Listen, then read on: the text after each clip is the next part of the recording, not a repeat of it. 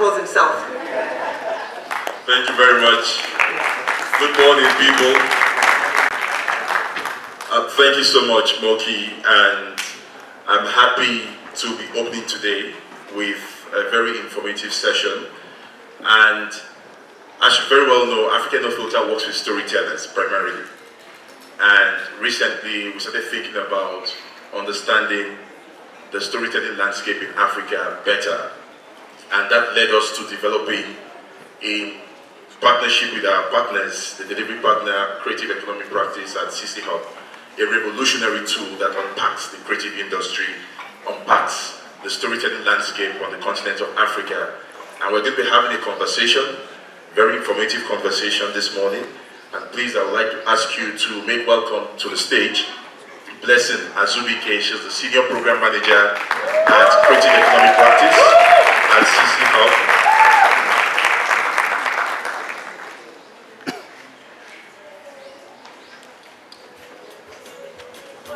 Okay, you're welcome.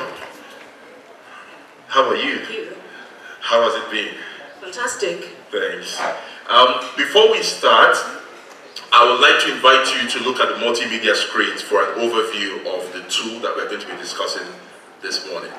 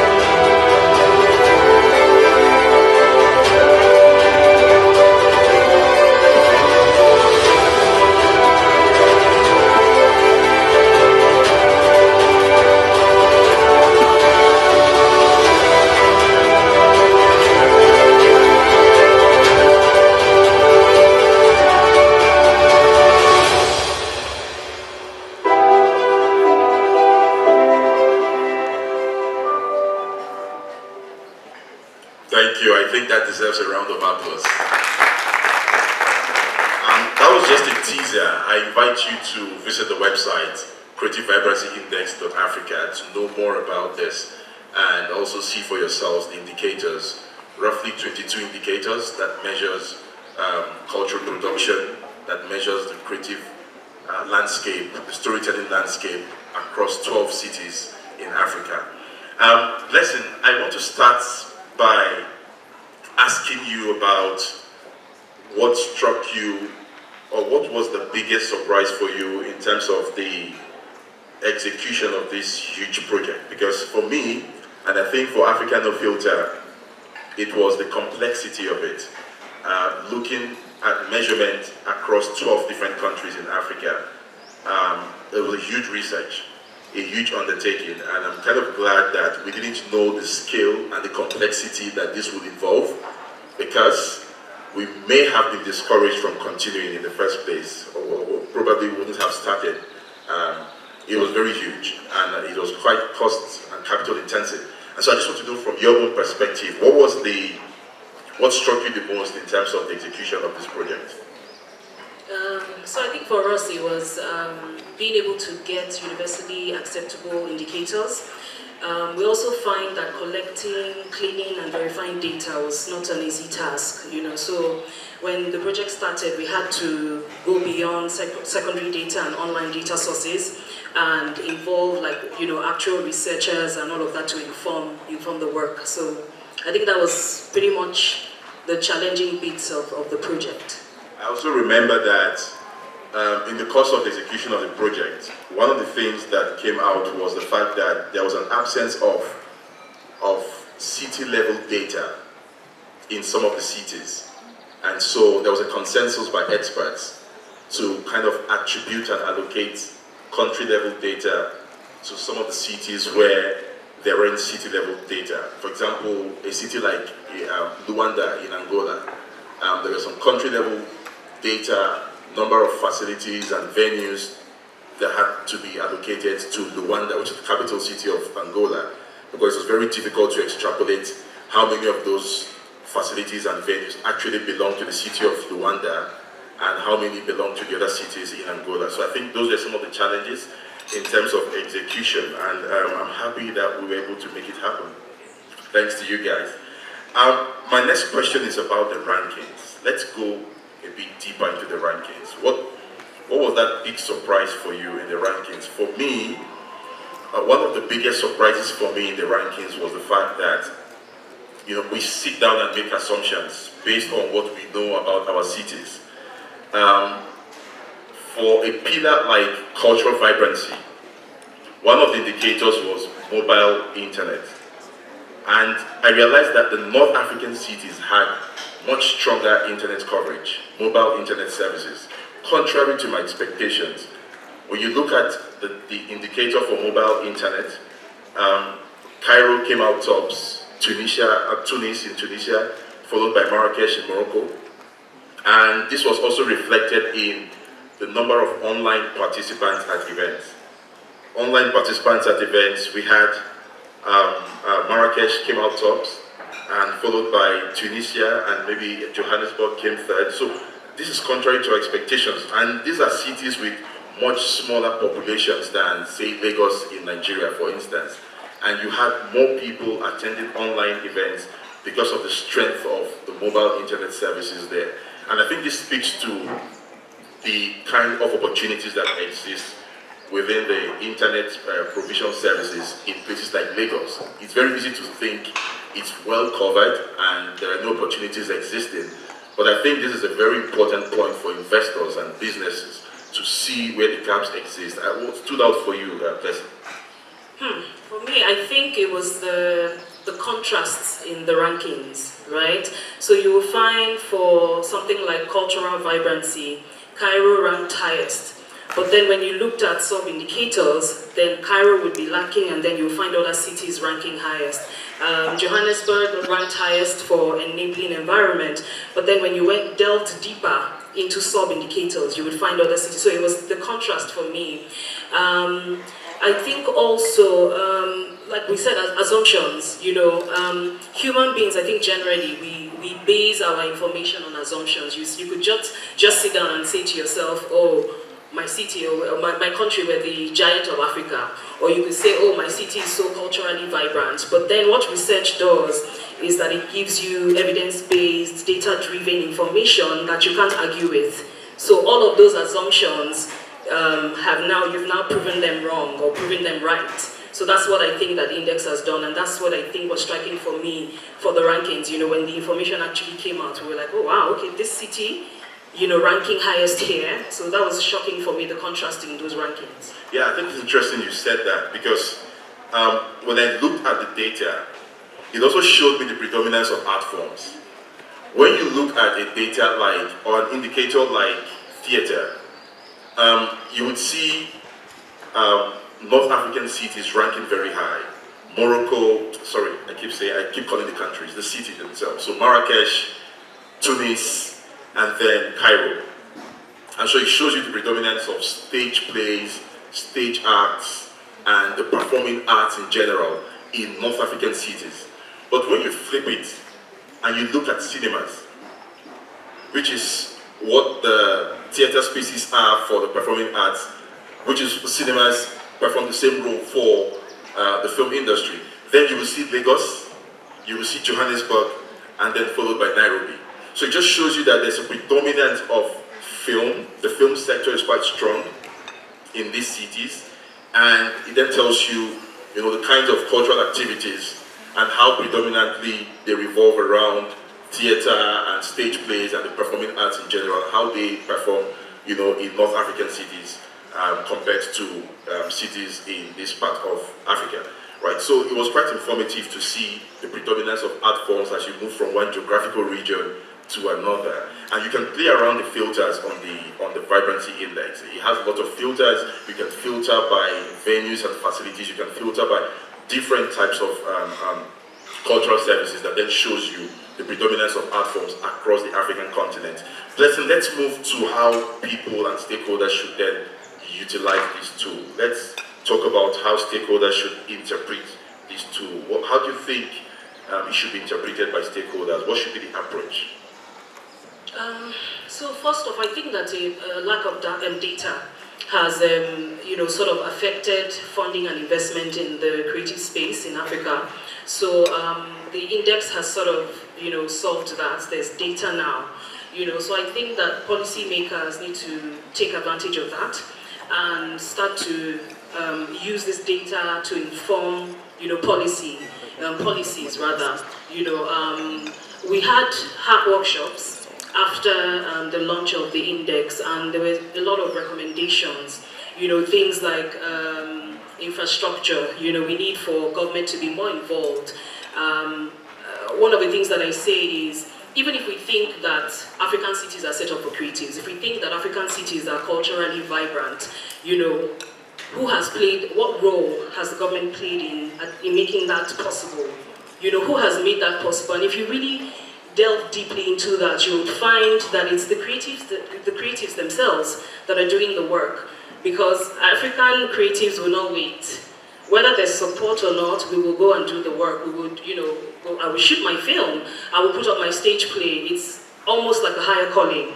So government needs to be, policymakers need to be more involved. They need to be more intentional about supporting the creatives and supporting the creative space generally.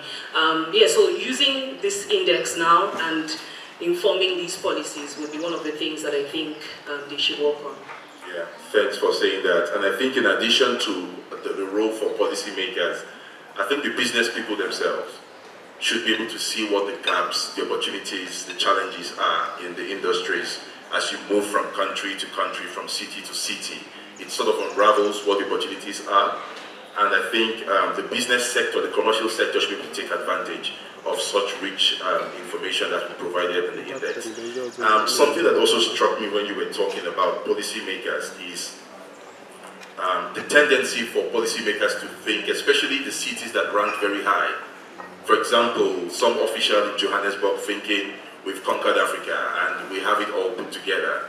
And, the tendency for them to rest on their oars, thinking that, this is the best on the continent and we're best in this and best. So I think the approach shouldn't be so much about your ranking or your place on the ranking or the index.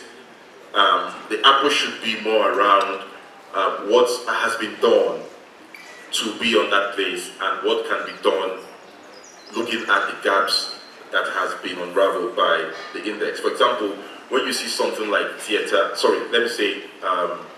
cinemas, there are probably less than 2,000 cinema screens across the continent. And when you compare that with a country like the United States, for instance, you're looking at upwards of 30,000 cinema screens, right? So you can see the comparison, it's still huge. And so when we look at the rankings, the top 3, the top 2, the top in this and top in that, I think it kind of skews the way we should approach it. It shouldn't be so much about where we rank or where the cities rank on the index. I think we should look deeper and see where the gaps exist and see what needs to be done. Because when you look deeper, as they say, the devil is in the details, right? When you break it down to the details, you will see that there's still a lot of room for improvement, even in those cities that tend to have ranked very high on the index. And I think something else that should be mentioned, lesson, is it should be approached not from a competition mindset, but a peer learning. I know there should be a bit of competition, right? Yes, and that should trigger action from policymakers. But I think it will be very bad to focus only on where we rank as against what cities can learn from another city. So a city like Nairobi can learn a number of things in terms of enabling environment and policies that Johannesburg has done. And they can decide to adapt certain things to the context of Nairobi. And so I think that peer learning should be part of what we should imbibe, you know, as a result of what this index unravels. Yeah, to add to what you're saying, I think the key word there should be balance. Because one of the goals of the index is actually to inspire healthy competition. You know, so if you were assuming that your city was ranking high somewhere and then you find that you're actually lagging, you know, it just makes you sit up. You're like, okay, oh, Johannesburg, okay, Lagos, who would have thought, you know? So I think it's the balance, you know, so healthy competition, finding what you can learn from the cities and not dwelling, like you said, on the fact that, oh, we've arrived, we actually ranked highest. Have you guys seen that, you know? So I think that's what it is, balance. Yeah, okay. Talking about balance, what did it come to you as a surprise in the rankings? For me, it didn't come to me as a surprise that Lagos ranked highest in creative economy.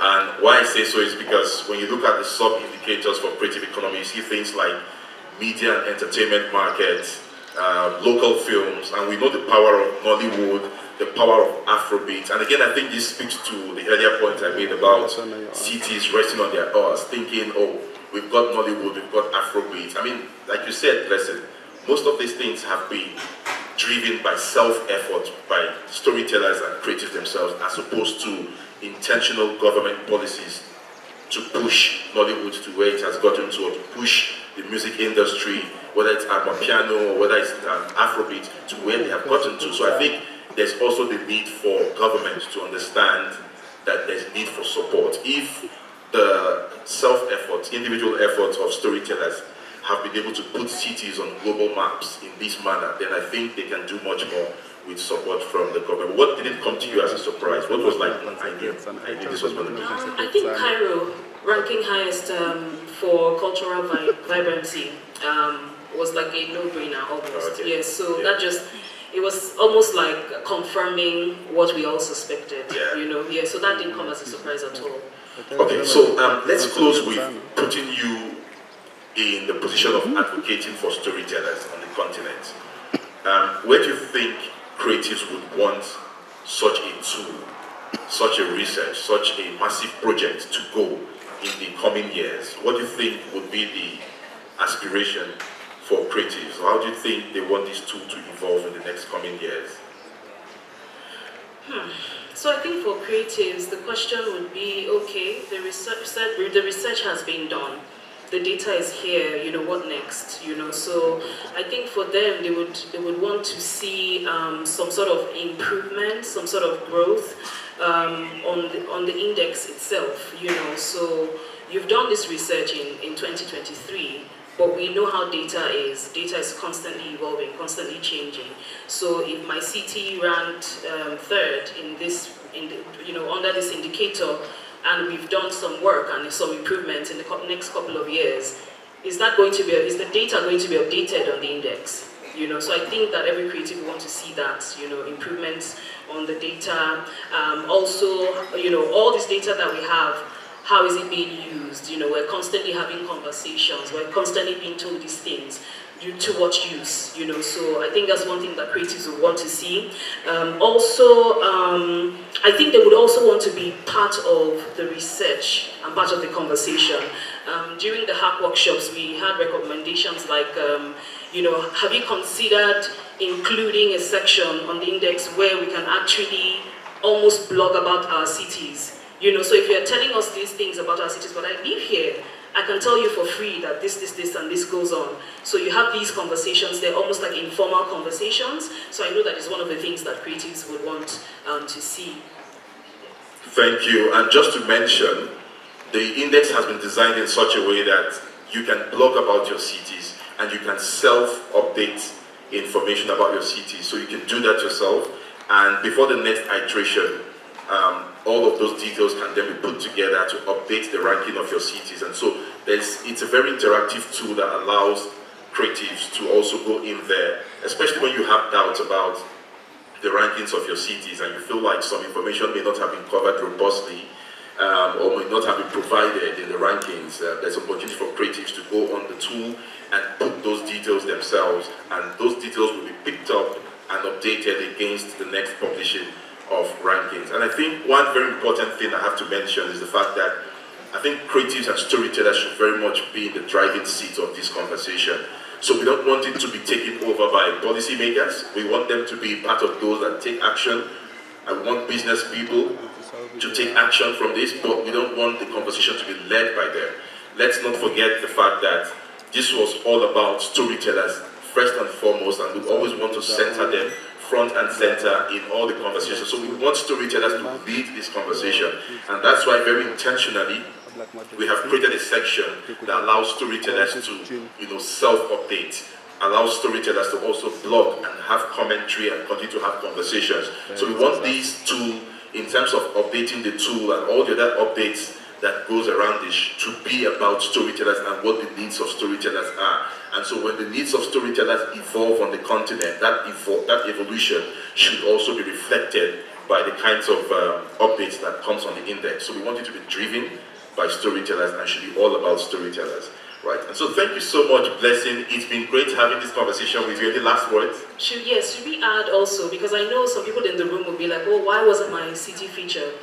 So should we also add that there's a plan to expand and feature more cities, more countries, so that eventually we can at least say that one city from each country is represented? Definitely. So this is just a pilot. We've started with 12 cities, and the ambition is actually to have a major city from every 54 countries on the continent. So we are looking to have 54 cities in the barest minimum featured on this index, and then we can possibly expand to the second major city in the country. So you're looking at Nigeria, for instance, you're looking at Lagos and then next Abuja, or you're looking at Cote d'Ivoire and you say Abidjan and then Yamoussoukro.